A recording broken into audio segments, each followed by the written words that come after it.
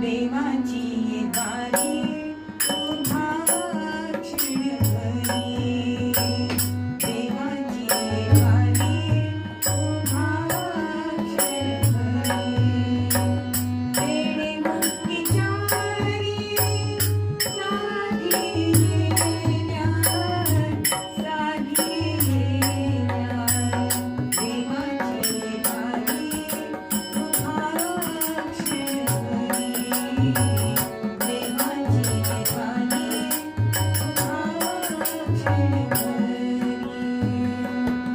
उभा क्षणभरी म्हणजे फक्त क्षण आहे का हो? उभा हा त्याला प्रत्यय लावलाय बरं का.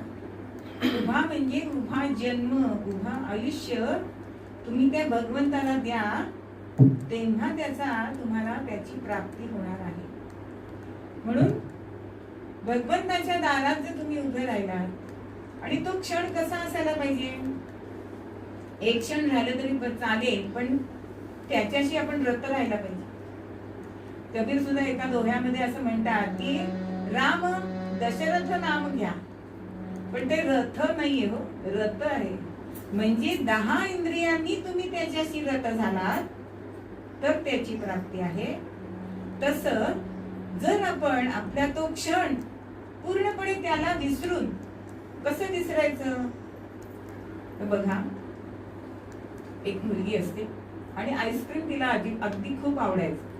काही झालं की आईस्क्रीम पाहिजे, काही झालं की आईस्क्रीम पाहिजे.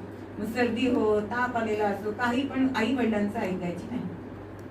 होता होता लग्न झालं पण आईस्क्रीमची सवय काय. मी मुलाला पण सांगितलं होतं एकांतात, तेव्हा भेटतात तेव्हा, मला कधीही लागेल तेव्हा आईस्क्रीम तू घेऊन द्यायला पाहिजे, तर मी तुझ्याशी लग्न करीन.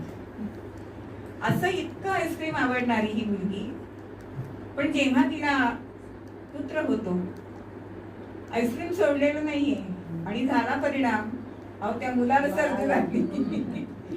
तेव्हा डॉक्टरांनी सांगितलं की तू जर आईस्क्रीम सोडलंस तर ह्याची सर्दी जाईल. आता कोणीही न सांगता तिने आईस्क्रीम सोडलंय. तसं म्हणजे हे न सांगता आहे की नाही, तर हे न सांगता आपण करायला पाहिजे.